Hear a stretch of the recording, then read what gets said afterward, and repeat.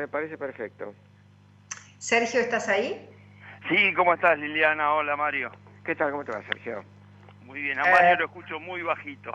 Bueno, tenemos algunos problemitas de comunicación. Ahora Vamos mejor, a ver, ahora mejor. vamos a ver si nuestro operador puede ponerte un poco más, ayudarte a que nos escuches un poco mejor. Bueno, perfecto. En principio lo que queríamos era conversar contigo esta situación con las tomas en Río Negro, que ya no es una, sino 5 tomas, y cada una de ellas tiene sus características, y ahora lo que hemos visto todos por televisión y por la prensa, es que los mapuches desconocen la autoridad de la gobernadora. Sí, es una situación más que compleja. Recién estaba viendo las noticias sobre las tomas y el famoso campo ahí en Entre Ríos, y una funcionaria de alto rango que maneja dentro del Ministerio de Derechos Humanos, Justicia y Derechos Humanos, del acceso a la justicia, que ha dormido en una toma también en un campo en Entre Ríos. Es una situación preocupante y verdaderamente anárquica. Vos hablabas de 5 tomas. Bueno, ahora ya tenemos la sexta, porque a la primera que tuvimos hace ya 3 años, por el mes de octubre, casualmente, del 17, fue este grupo de una comunidad que no ha sido reconocida aún, que es la Loflauken Wintril Mapú, que se instaló en inmediaciones de la Villa Mascardi, y que, bueno, ha impedido o está impidiendo el acceso al lago, que se apropió de terrenos de gas del Estado, donde funcionaba un hotel, se apropió de terrenos de parques nacionales, donde se estaba construyendo la nueva escuela de guardaparques, saquearon los edificios, destruyeron material móvil, Unimog, tractores y demás, y han quemado un par de viviendas en la zona.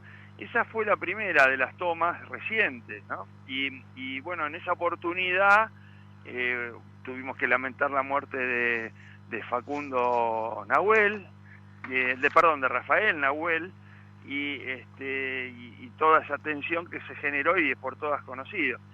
Tuvimos 3 años de relativa calma, la orden de desalojo siempre estuvo ahí pendiente, pero nunca fue efectivizada, hasta que hace 2 meses, un poquito más, a otro vecino de nombre Diego Burgos le saquearon la casa un miércoles por la noche, la mujer se descompensó, por suerte había un móvil de la policía cerca y la trasladaron a Bariloche, 35 kilómetros, donde tuvo que ser atendida, y esto dio otra vez trascendencia nacional a la situación que estamos atravesando con estos, que son pseudo mapuches, ¿no?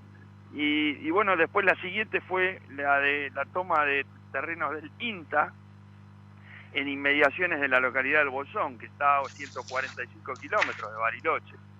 Y ahí la gente que se instaló en esa toma no era ni mapuche, no reivindicaban derechos ancestrales, sino que fue una movida de gente que vino desde el conurbano bonaerense, movilizadas por Juan Grabois y por Delía.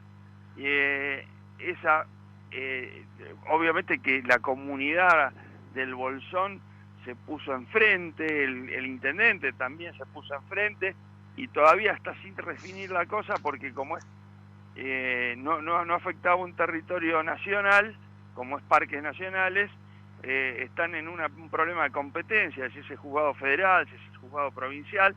La cuestión es que el juez que intervino pidió que para desalojar primero se le tenía que garantizar una vivienda viviendas a estos ocupantes, así que todavía estamos en veremos. Pero no eran nacidos ahí, no era gente que viviera ahí. No, algunos sí, pero eran 50 personas y la mayoría no eran vecinos del Bolsón.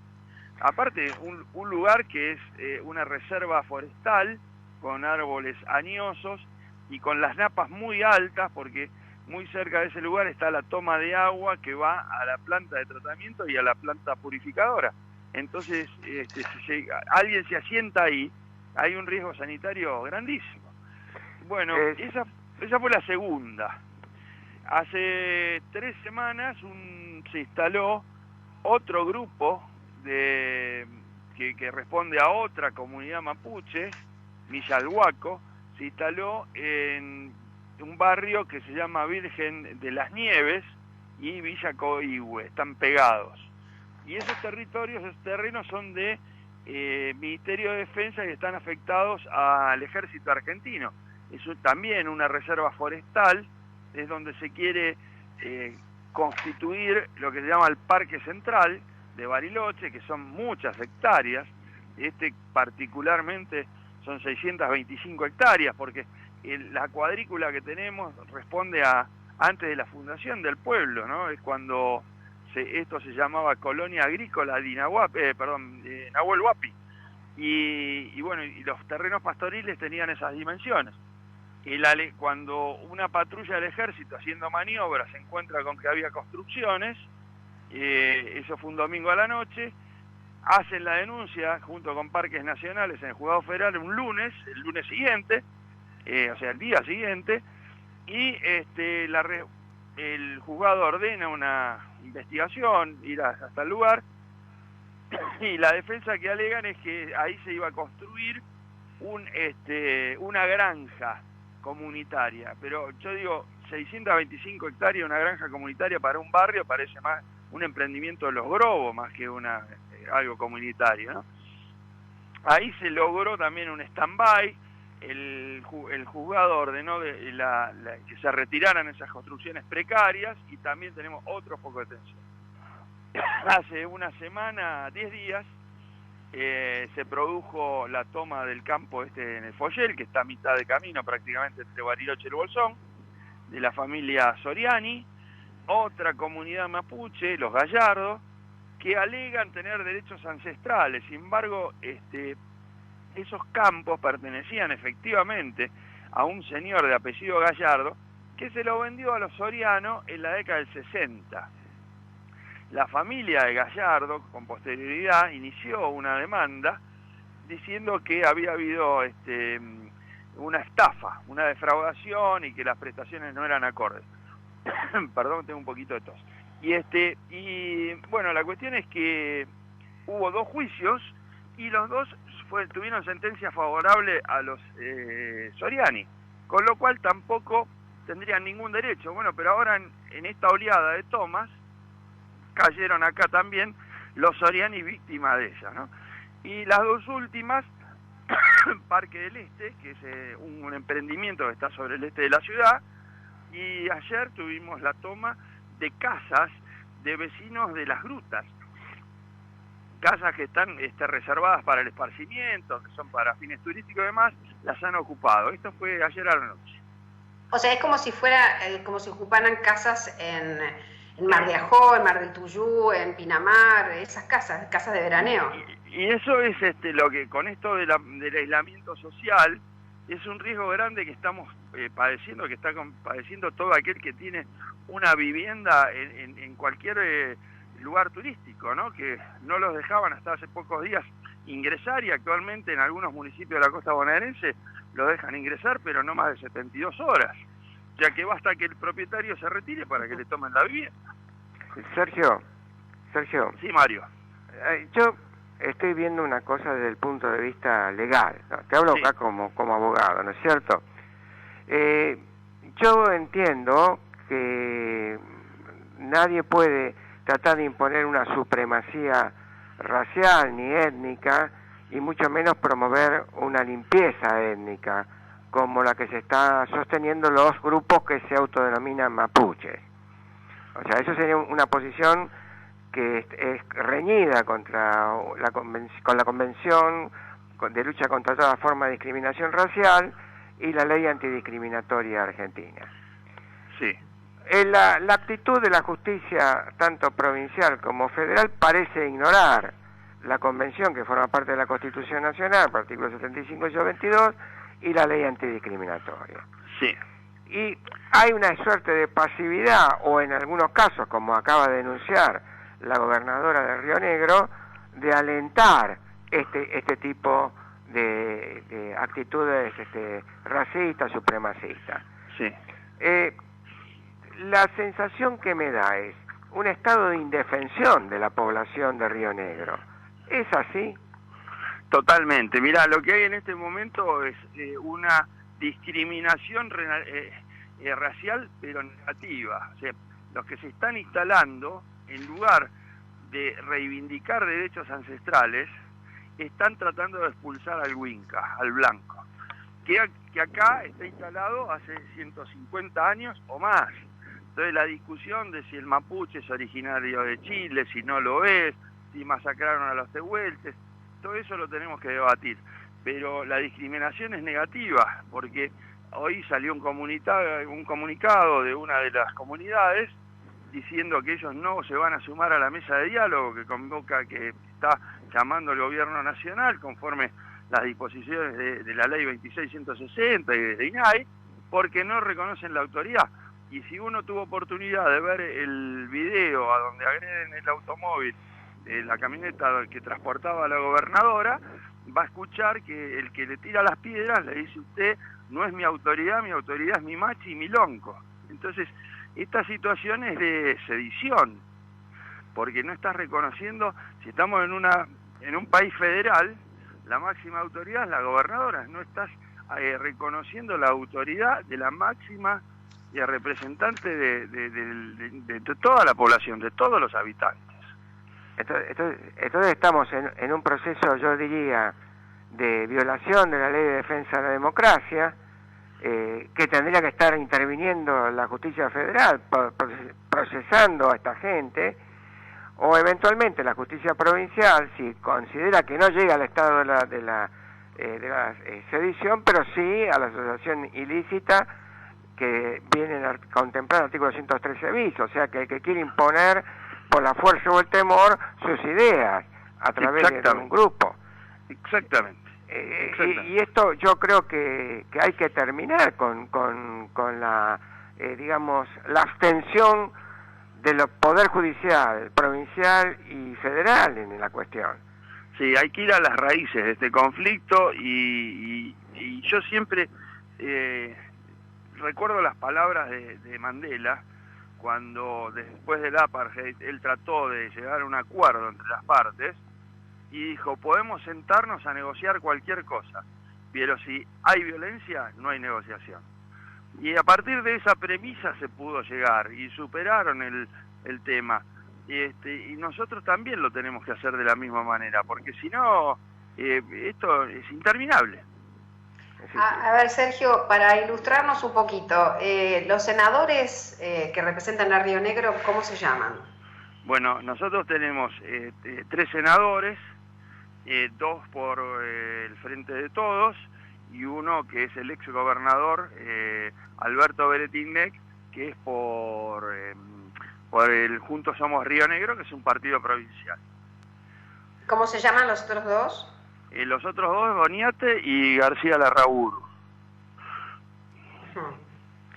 Interesante que nos podamos poner al habla con ellos, ¿no? Porque son ellos los que debieran estar garantizando la ley en la provincia, viniendo a traer aquí, en todo caso, si hay problemas en su provincia y el gobernador no lo puede resolver porque la gobernadora es desconocida por un grupo sedicioso, serían los senadores los que debieran, en todo caso, trasladar los conflictos que tienen en la provincia y plantearlos aquí en la Cámara, en donde tienen que ejercer como Liliana, representantes, ¿no? de la provincia. Todos ya se han manifestado.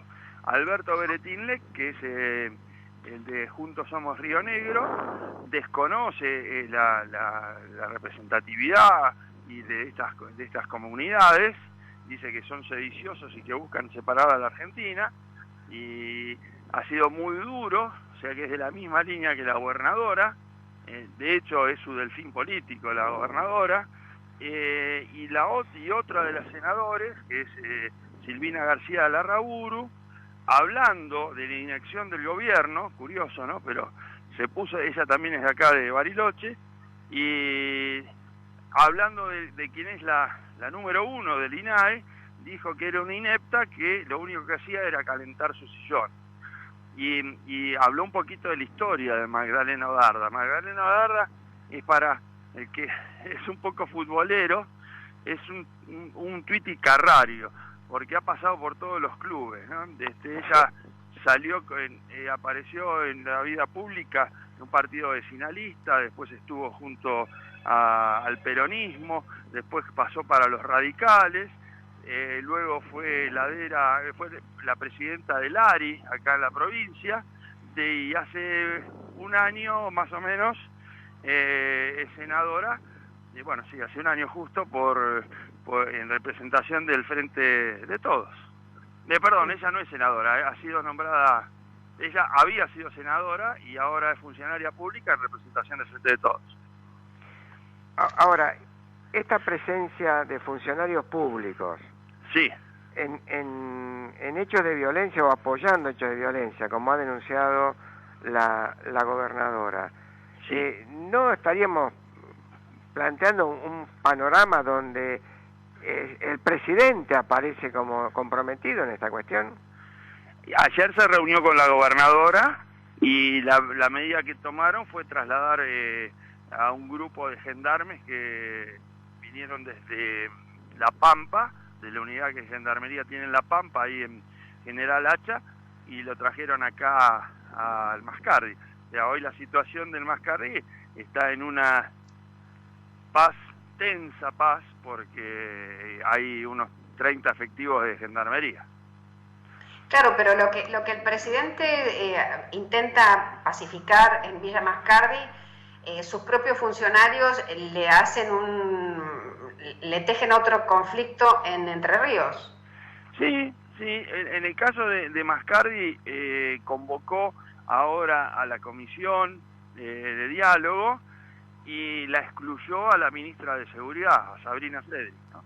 Ella no va a integrar la mesa en representación del gobierno nacional. Bueno, si Frederick estaba sentada al lado de Gildo Infran, cuando Gildo Infran dijo que no eran argentinos los formoseños, no me parece que esté muy legitimada Frederick, ¿no? Bueno, ella, el día que organizamos la primer marcha de apoyo a los vecinos autoconvocados de Mascardi, es la marcha de un día sábado, ella interpuso en el Juzgado Federal de Bariloche una denuncia por intimidación pública, por asociación ilícita, por portación de armas. Es una cosa ridícula que el mismo lunes a la mañana fue desestimada in limine, y los términos del rechazo de la denuncia, bueno, fueron terribles, vergonzantes. Ahora, recuerdo que eso nos lo habías planteado la vez anterior. Yo tuve oportunidad de oír en un programa de televisión que un vecino de Mascardi había sido amenazado por un funcionario de apellido Fox. Sí, es el segundo del INAI. Gabriel Fox. Sí. Bueno, entonces se empieza a conformar que hay toda una estructura, está moviendo esto. Perdón, dije que era el segundo del INAI, es el segundo del Ministerio de Seguridad. Entonces hay toda una estructura que se está moviendo para presionar sobre la comunidad de Río Negro. Perdón, Mario, ¿podés explicitar qué hizo este señor Gabriel Fuchs con... ¿Podés explayarte un poquito? ¿Le preguntas a Mario o a mí? Mario, sí, dijiste que perfecto. Este señor había dicho algo. Mirá, lo que aparece en televisión es un vecino al cual le han quemado la casa, y que planteaba que estaba que lo había llamado en varias oportunidades Fox para hacerlo desistir o intimidarlo respecto a los reclamos que estaba haciendo, e imputándole, entre otras cosas, que era el que estaba promoviendo situaciones de desorden y de violencia en Mascardi, cuando es la víctima de lo que ha estado sufriendo. Le han quemado la casa, entre otras cosas. Sí, era a Diego Frutos, a quien llamó. ¿Verdad?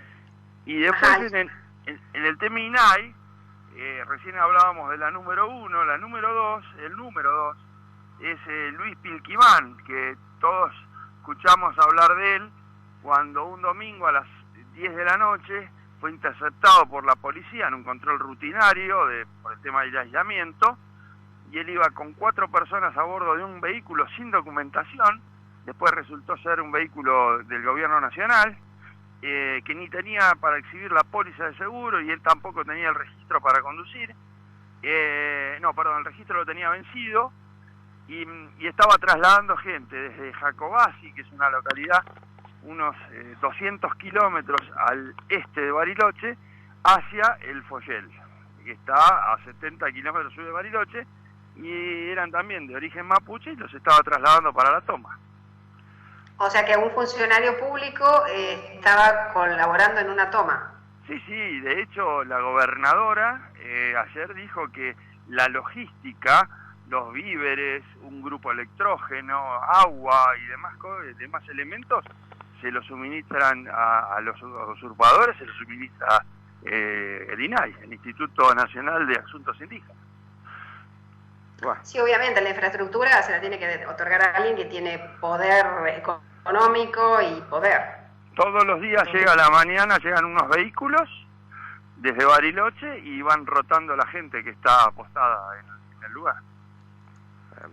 Ya estamos en una participación en un delito que es de la usurpación y eventualmente el mantenimiento de una asociación ilícita destinada a imponer sus ideas por la fuerza.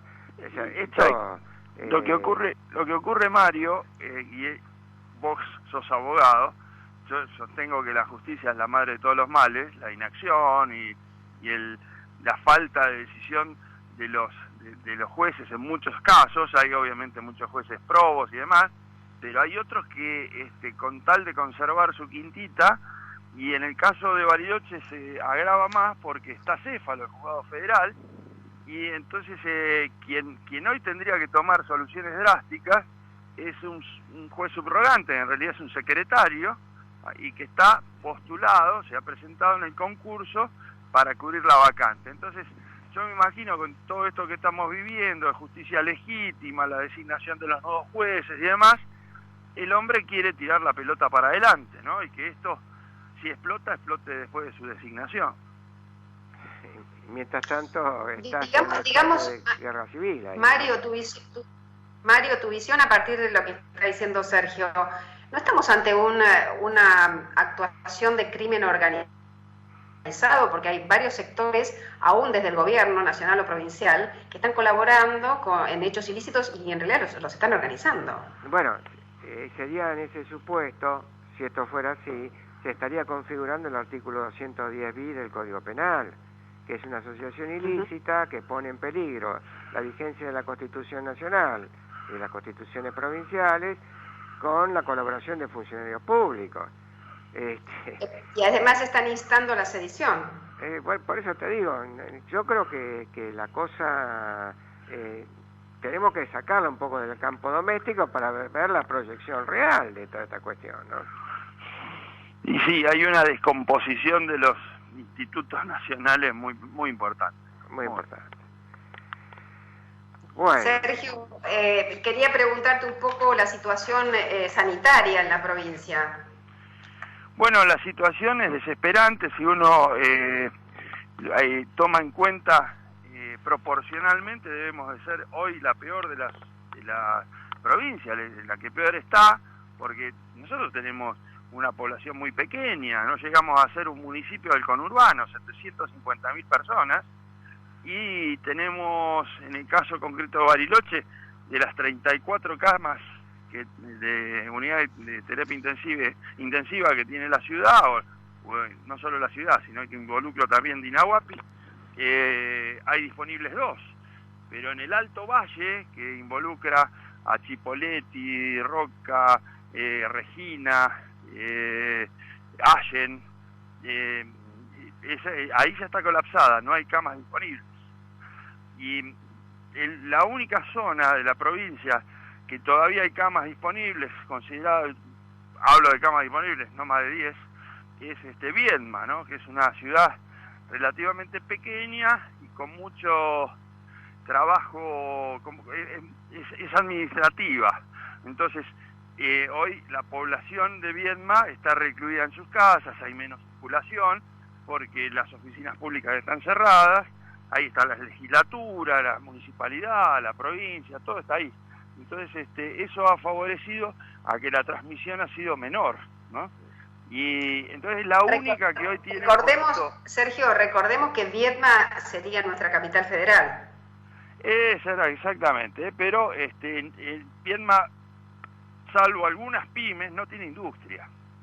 Entonces la movilidad es prácticamente nula, al no haber escuelas, al no tener actividad cultural, la gente está en sus casas. Y eso ha favorecido a que no hay mucha transmisión. En el caso de Bariloche, nosotros tuvimos algunos picos por gente que vino desde Buenos Aires, y ahí arrancamos mal y después fue difícil contenerla, ¿no? Pero la situación es más que preocupante, no solo desde el punto de vista sanitario, sino económico-social. Acá la población de Bariloche, el 40% está bajo la línea de pobreza, y si uno va a los barrios del Alto ve que las medidas precautorias, las precauciones que se toman son mínimas. Entonces todos los días tenemos cerca de 100 casos, y la cantidad de recuperados está siempre un poquito abajo. Hoy ya estamos llegando a los 500 personas en tratamiento en este momento. ¿Y otras patologías, las personas que sufren de otras patologías, están siendo atendidas?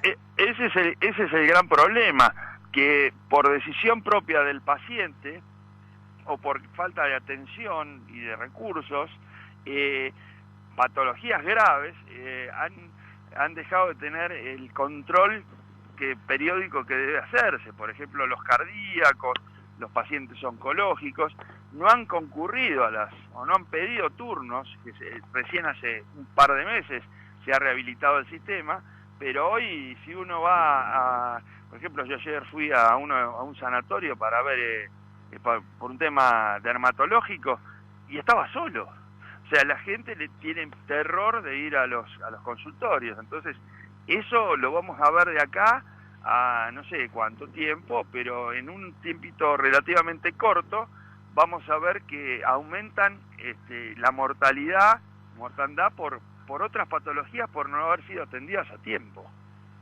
¿Y qué pasa con las escuelas? ¿Qué pasa con las clases allá? No, está todo cerrado. Acá cuando yo lo escuchaba a Horacio Rodríguez Larreta, que estaba preocupado porque 6.000 chicos no tenían acceso o habían perdido el lazo con el sistema educativo porque no tienen conectividad, acá el grueso de la gente, de los chicos, van a escuela pública. Y la escuela pública, el sistema de las clases virtuales es mínimo. ¿Por qué? Porque la mayoría de esos chicos son de bajos recursos. Entonces, si bien pueden tener cada uno de los chicos algún celular, o cada 2 chicos un celular, o el de los padres, son todos por sistemas prepagos. Entonces, los padres rechazan esto de darle al chico que esté conectado un par de horas por día con la escuela, porque le consume todo el crédito y no tienen manera de reponerlo. Porque acá el trabajo informal que se da en la construcción, que se da no solo el informal, sino el estacional también. Acá hay un grueso de la población que vive las temporadas de turismo, de verano e invierno. Se perdió la de invierno y hay mucho empleado temporario que empieza a trabajar en junio y trabaja hasta agosto, septiembre, y bueno, y ahora ya tendrían que empezar a convocar a los de verano, porque la temporada empieza a fines de noviembre, pero tenemos la incertidumbre si los van a convocar o no. Bueno, situación penosa realmente, Sergio, lo que nos estás comentando desde todo punto de vista. Mirá, la situación es más que preocupante. ¿Cómo? La situación es más que preocupante porque Bariloche, salvo el turismo, no tiene una industria grande o importante. Acá los únicos, salvo INVAP, que es una empresa de altísimas, todos han escuchado hablar de INVAP, ¿no? Sí. Que, bueno, construye desde radares, plantas nucleares, drones, energía eólica. Tiene su plantel son de 1.480 personas, de los cuales son tienen títulos universitarios, fundamentalmente ingenieros, el 80% de esos trabajadores. Y el resto, el que le sigue, es en cantidad de trabajadores, es el más famoso de los hoteles tal vez de la Argentina, que tiene 480 trabajadores. Entonces, y el resto son pymes familiares. El cabañero, hasta la misma empresa hotelera, a lo sumo tiene 50 empleados, 60 empleados, y un par de chocolaterías que también son famosas, que podrán tener 100 empleados. Entonces, nosotros vivimos directo e indirectamente del turismo, y si no hay turismo, no hay manera de sobrevivir. Y esta especie de guerrilla que están viviendo espanta al turismo, por supuesto, ¿no? Espero, mira, eso, Mario, creo que todavía no hemos tomado dimensión de si eso va a ser así o todavía no va a impactar, porque la gente ve eso como cosas aisladas, ¿no? Pero tarde o temprano, si esto no se soluciona, va a repercutir, porque esto es como que, che, ¿dónde te vas? Y quiero ir a México. Creo que a nadie se le hubiese ocurrido la década pasada ir a Chiapas, ¿no? De vacaciones. Sí, o a Acapulco. Entonces, claro, entonces vos decís, bueno, ¿dónde están los narcos? ¿Dónde están los terroristas? Yo no voy ahí. Si me puedo ir a otro lado, me voy a otro lado. Voy al mismo país, pero me voy a otro lado. Y esto lo podemos llegar a sufrir nosotros. Bueno, Sergio. Sergio, muy interesante tu planteo, y la verdad que, como siempre, esta pata federal que intentamos que nos caracterice, lo que nos hace es darnos nuevas fuerzas para, como decimos, reflexionar, pensar y ayudar a que las personas que nos escuchan tengan una información un poquito más precisa. Bueno, yo les agradezco el llamado, ha sido un placer, Igualmente, Sergio, suerte. Gracias, Sergio, hasta la próxima. Hasta la próxima. Bueno, Ganora, estamos en un país complejo, en donde